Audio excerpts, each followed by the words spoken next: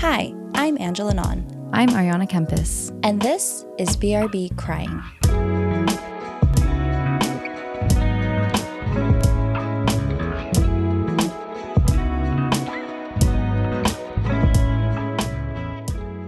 Hello, everyone. Welcome back to BRB Crying. I'm Ariana, also known as Arns. And I'm Angela, also known as Nins.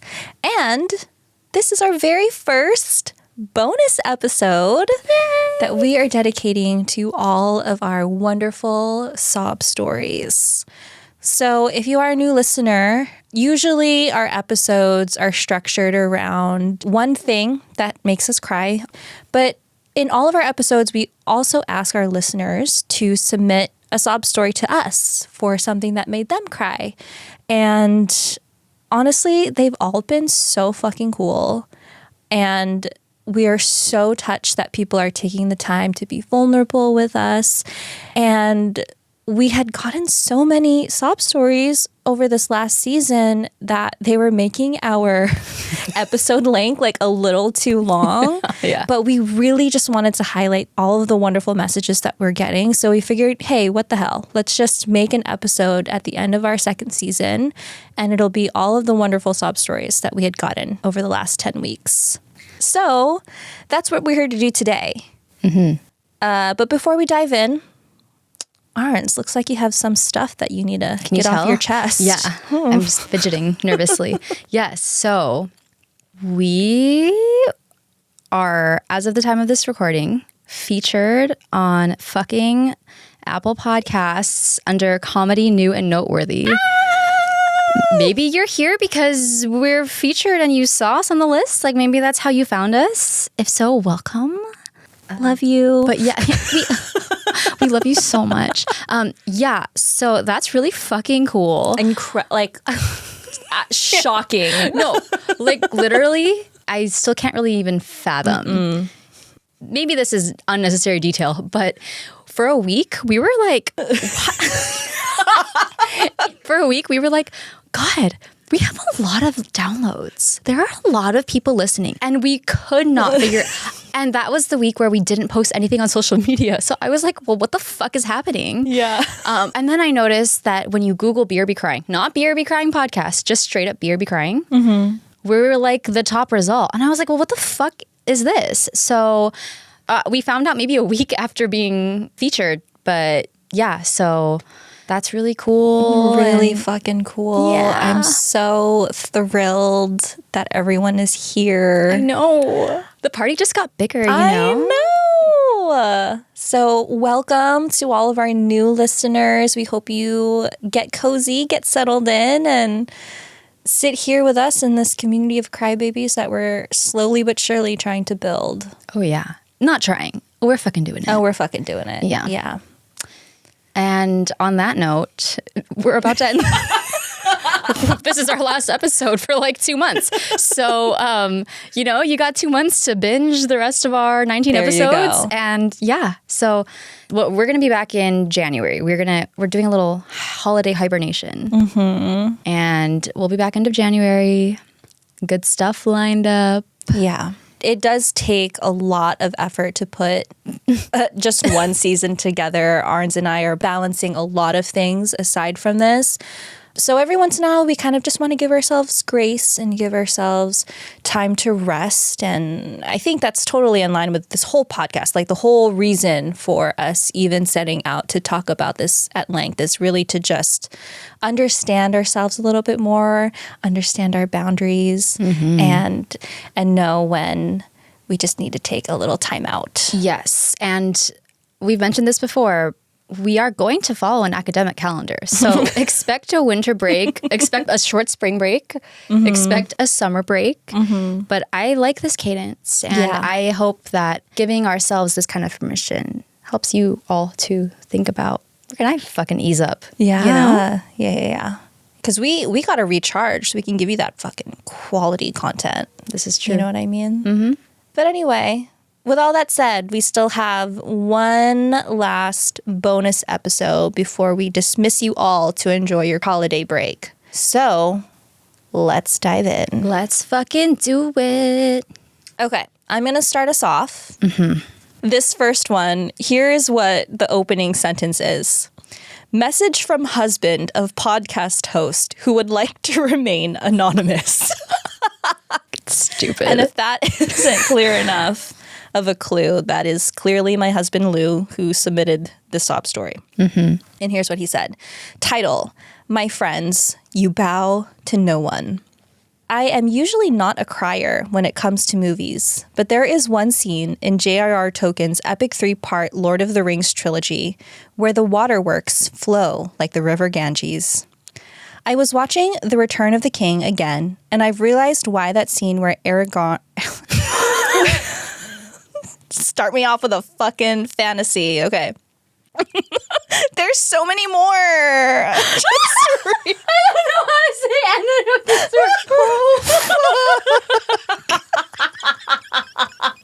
The reason why we are laughing so hard is because we do not know how to pronounce any of the names in Lord of the Rings. So Nins is just butchering every name, every other word. Okay. I've never watched this, so I can't help you. Okay. Okay. I was watching The Return of the King again, and I realized why that scene where Aragorn bows to the hobbits always gets me in my feels. Let me paint the scene for you. After defeating the evil Lord Sauron and reclaiming the gates of Minas Tirith, Aragorn, the newly crowned king of men, walks over to 4 unassuming hobbits, Frodo, Samwise, Merry, and Pippin. To pay their respects to the king, they immediately bow to Aragorn. A bewildered king looks and says, "My friends, you bow to no one," and responds with a deep, reverent bow. In that moment, he honors them, not as his subjects, but as the real heroes of the trilogy. You've got this literal king. Dude's got a sword, a crown, and Liv Tyler as his queen, bowing to 4 tiny hobbits who spent half the movie getting kidnapped, beaten, and constantly blamed for the shortcomings of others. In that quiet moment, the weight of their journey, their courage, and the simple power of friendship is recognized by all. This scene makes me cry because it's such a powerful moment and a reminder that the smallest of short kings, the most overlooked and counted out, can carry the greatest burdens and change the world. I guess it just strikes a nerve, you feel me? Not only because I am of similar stature, but that deep down, no matter who you are, you can make a difference. So next time, when you feel insignificant and small, think of Frodo, Samwise, Merry, and Pippin. 4 simple folk from the Shire reshape the world of Middle-earth. I did not ask him to do this, by the way. But there was a week where I kind of had writer's block and I didn't know what to talk about for our next episode. And so I asked Lou if there was ever like a movie that had made him cry. And he was like, because he doesn't really cry. Like I cry watching Great British Bake Off and he cries never really. And he was like, oh, actually, you know what? There is this one scene. And so he actually played that scene for me. Yeah. And if you haven't seen it, then you probably fall into this latter category of at least having seen Mulan. And you know, at the very end, when the emperor bows to Mulan and everyone else, it's a very similar vibe. Okay. But thanks, Lou. That was actually a really good one. Yeah. There's a lot of great themes that you highlighted there about feeling like, oh, how could someone as insignificant as me make a big difference? Yeah. But it's true. I feel like that's so in line with our pod. Yeah. Like, this is why we do it, you know? Yeah. Who knows how many people are listening? But Way to make it about yourself. But yes. I mean, isn't it all? Thanks, Lou. Thanks, Lou. #1 fan. Meanwhile, my husband has not even rated us on Apple Podcasts. All right. So this next one, I'm going to share from one of our crybabies, Loring. The title is 3 Crying Emojis. Episode 10 destroyed me today. This was her catching up while we were in the throes of season 2. And this is also in reference to the episode where I talk about my dog, Cosmo, passing. So she says, my family also had a dog with a similar situation to Cosmo. My dog Chibi jumped off the sofa one day and injured his hind legs. When he got older, he just couldn't walk normally and pee normally either. He would cry and bark all night. It really affected my mom's sleep and overall well-being. She would constantly wake up in the middle of the night just to tend to Chibi. She and I would have to hold Chibi up by his body just so he could pee in the pad. Around that time, my mom was also diagnosed with cancer, so she just really couldn't take care of him anymore, and neither could I. My mom made me take him to the vet to euthanize him because she was too scared to go herself.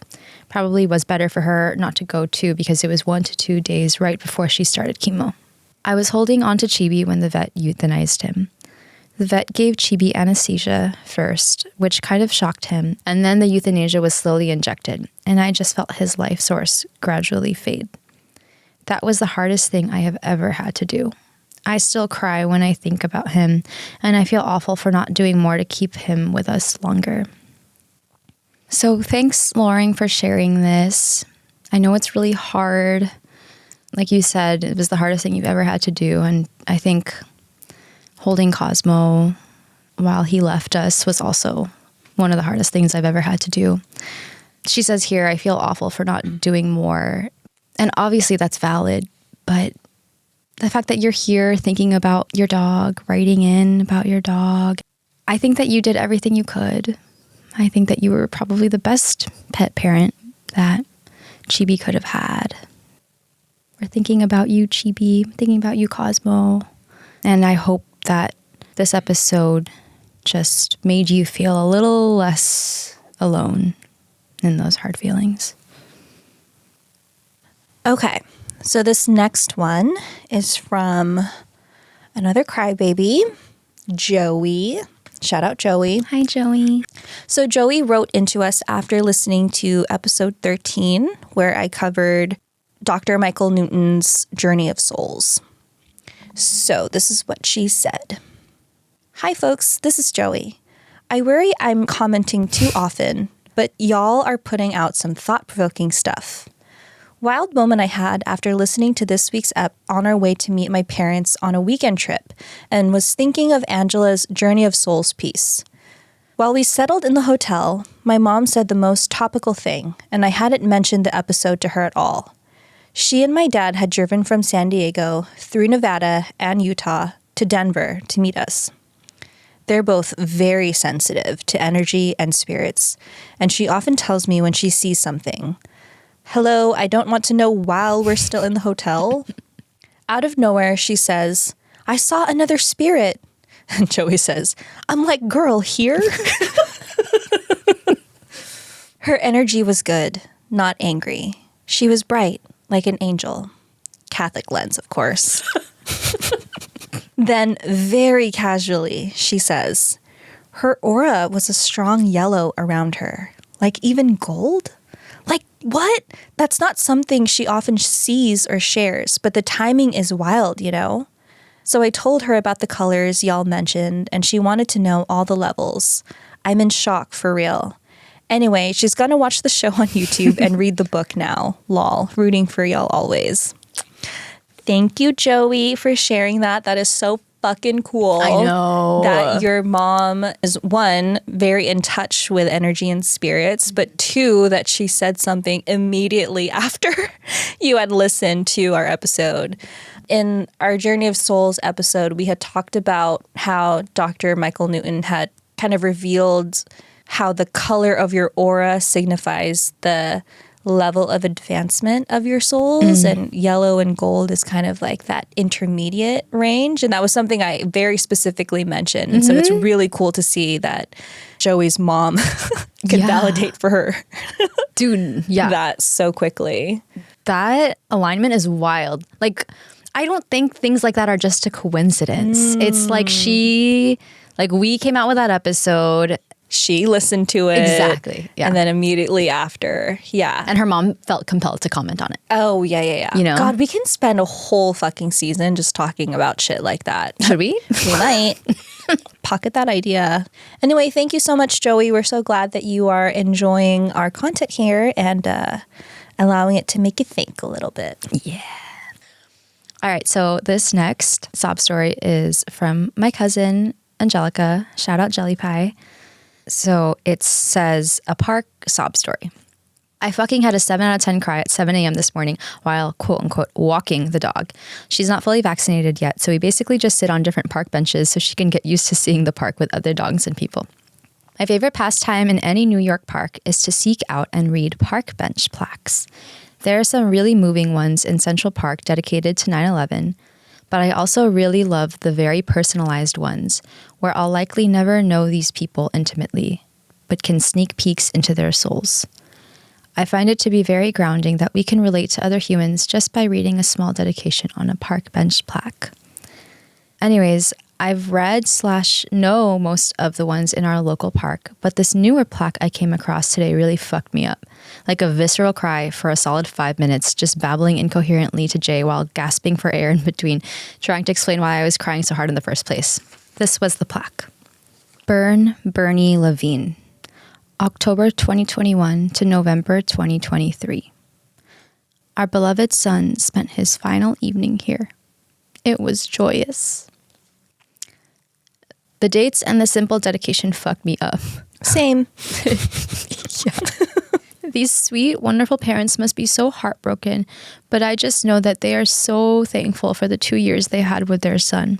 And while Jay and I wondered what took this darling boy away from his parents too soon, I just absolutely know that despite the grief and heartbreak, these parents would easily choose to do it all over again because of this unending love they have for their son, Bernie. It made me so incredibly thankful for the lifetimes we share with our loved ones. This life, in all its joy and pain, is such a blessing. So every time I read this, like, it fucks me up too. And if I think too hard about this, I will break down.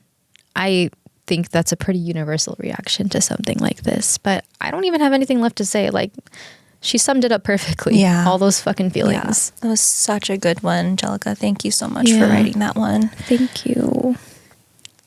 Okay. This one is from an old schoolmate of ours, Corinne. Corinne's title was Corinne's Late Ass Reactions to Episode 3. And she wrote, "You made me cry this week. Yes, I have cried, or at least teared up after each episode. And I am only on episode 3. Thank you so much for sharing your experience about PMDD.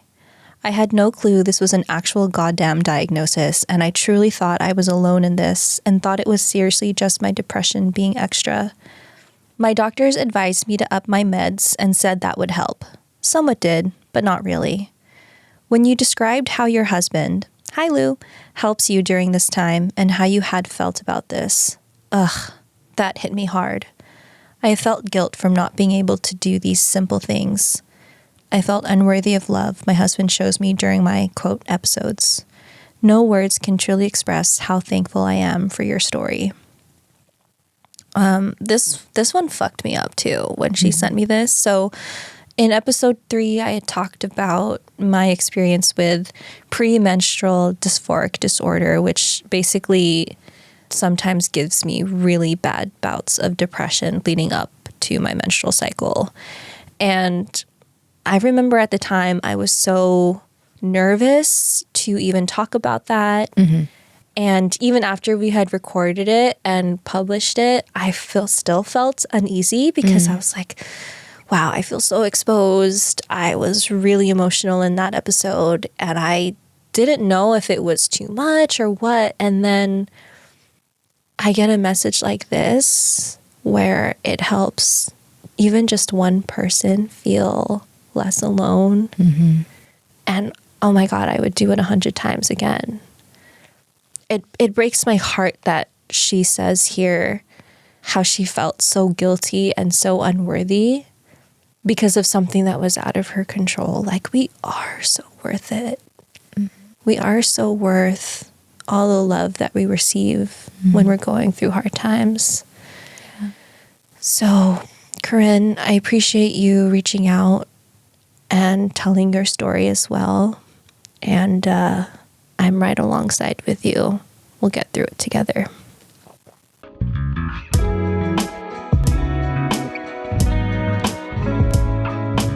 All right, so this next one's from Caitlin, also an old family friend. And for context, so me and Nins growing up were part of this group of family friends. It was a bunch of different families in our middle school. I don't know how they found each other, but we would go to parties every weekend together. We would go on vacations together, and we spent so much of our childhoods together, even though we weren't even the same age. Yeah. I mean, this is the reason you and I are best friends today. 100%. We 100% owe it to this random group of family friends from our elementary school. Yes. And we lovingly refer to this group as barangay, which is kind of like a community village kind of thing in the Philippines. So the message says, subject, love you guys. Hi, Angela and Ariana. Just wanted to share that I love listening to your guys' podcast, and thank you for sharing with all of us. I wanted to share a story with you guys of how all our parents were all together for my mom's birthday last month. And it was so refreshing to see them all together like the barangay days. They all looked so happy. They were all the last ones there, and it made me stop and realize as much as we're getting older, they are too. And it made me so sad.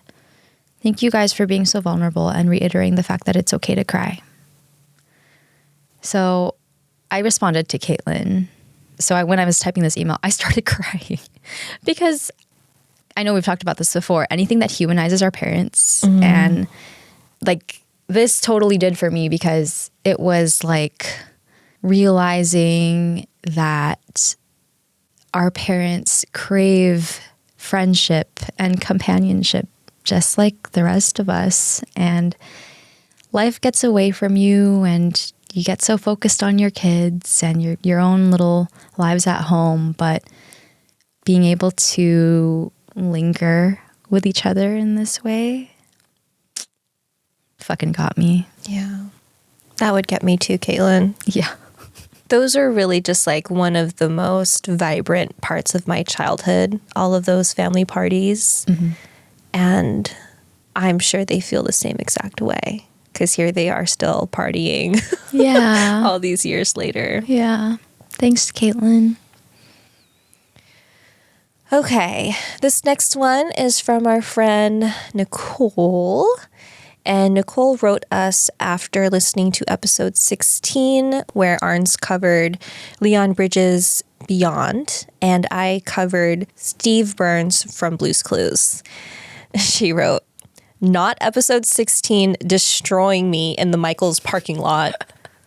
Mind you, this is the third time I'm having to restart this episode because I can't handle too much at once. My son is asking me why I'm crying, and I got ladies in their cars next to me looking so concerned."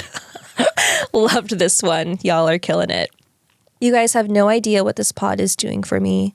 It is so cathartic to listen and cry with you guys every week. I truly look forward to it. I can tell you guys are spilling your souls and time, effort, and sacrifice into this work. It truly does not go unnoticed. The space you are giving us to be vulnerable, I'm so grateful to you guys. Keep going. So not necessarily, or maybe her sob story was listening to our episode. Maybe that's what it was.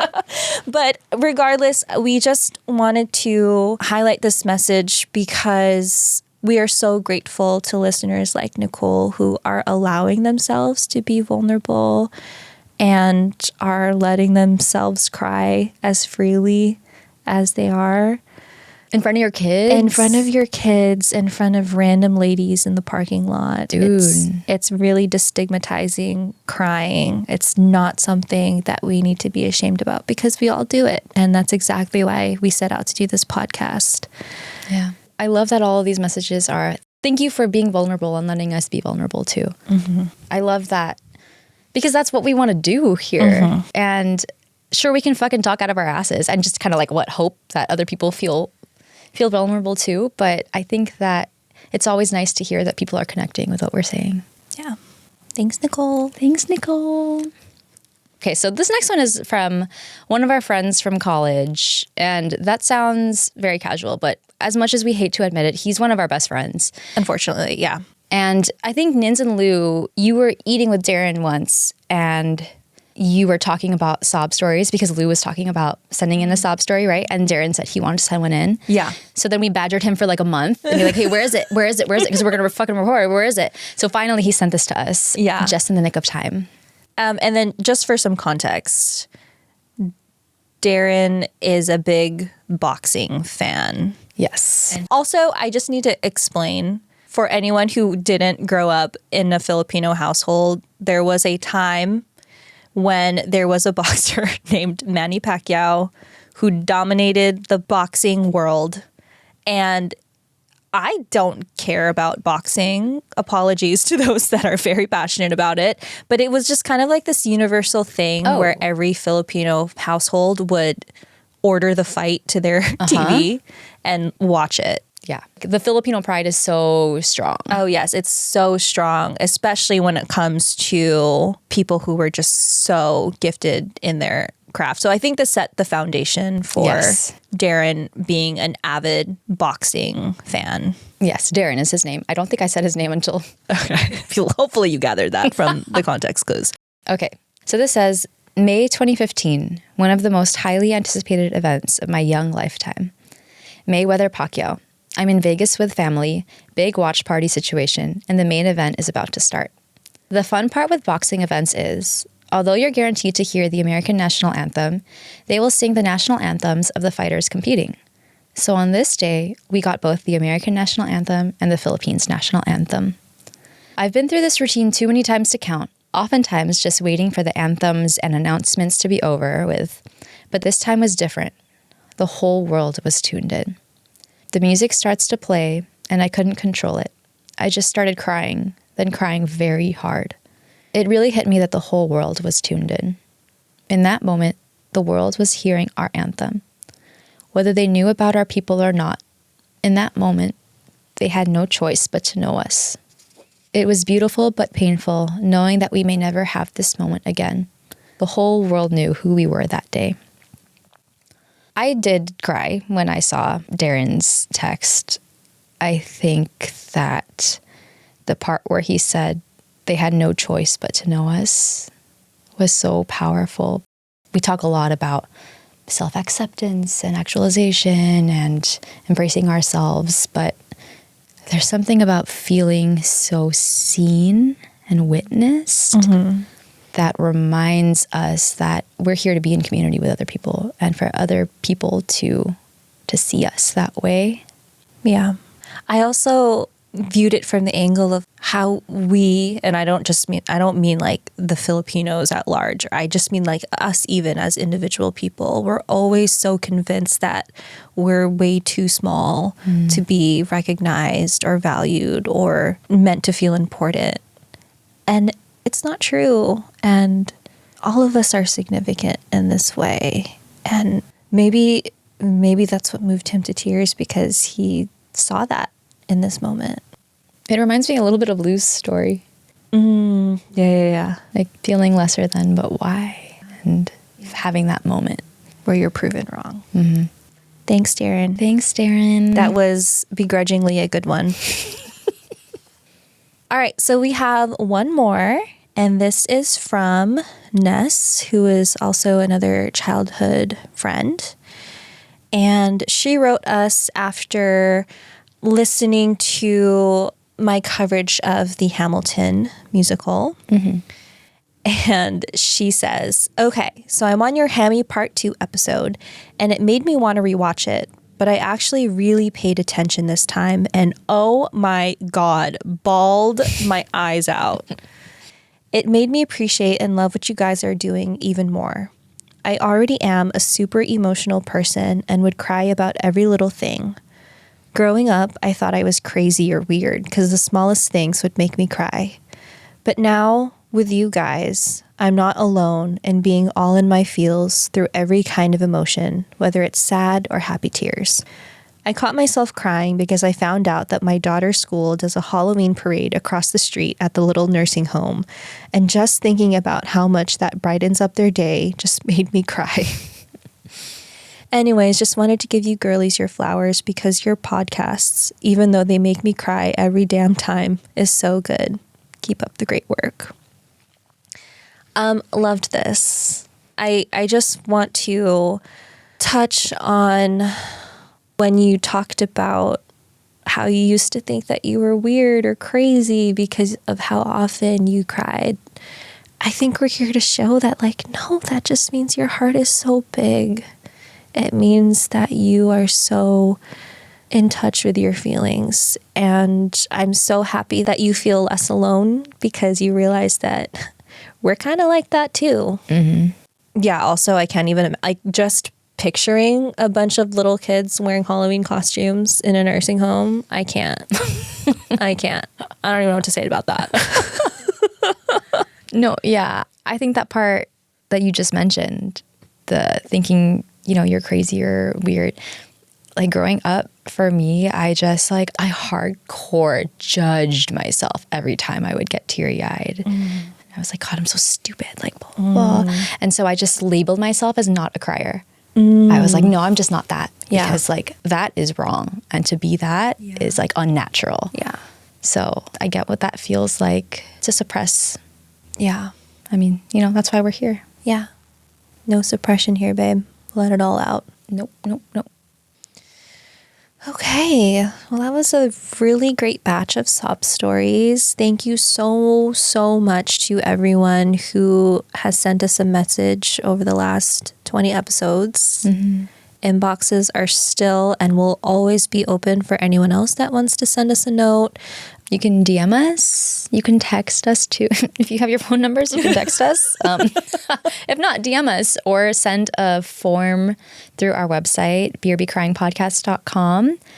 And again, our email is hello@brbcryingpodcast.com. And we are brbcrying.podcast on all socials. So please, when we say like, please reach out to us, we mean it because top priority. Please. Like, these are so fun. I would love to do these more. So Absolutely. maybe not save them all for months. I feel like people were probably like, they said they were going to feature us and they haven't.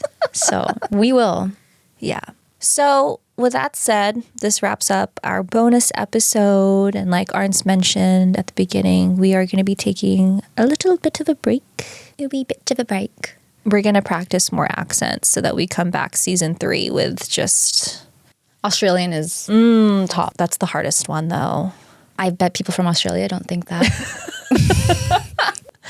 Anyway, we hope that the next 2 months also gives you, dear listener, a good rest, that you have a great holiday, that you bring in the new year with joy, and you keep on crying. Keep on sitting with your feelings, and we'll come back in January and we'll catch each other up. It'll be sick. It'll be fucking great. Thanks. We love you. We love you. Even you new crybabies. We love you already. And that's all we got. That's all we fucking got. That's all we fucking got. So, yeah. Inboxes are still open. Cry recommendations. Oh, please. That is something that I'm really looking forward to doing. So please, we get a lot of those too. Please send those in. And even though we're going to be on our break, you know, we're still checking those inboxes, still checking those DMs. So we would still love to hear from you. And if you like what we're doing so far and you would love to give Arns and me a cute little Christmas gift, we would love a 5-star rating. We would love a review. But we'll leave that to you if you want to be generous. Merry Christmas or not. You'll decide how my holiday goes. All right. Thank you so much for listening. Thank you. We're going to head out, but we will be back. We will. But until then, BRB crying.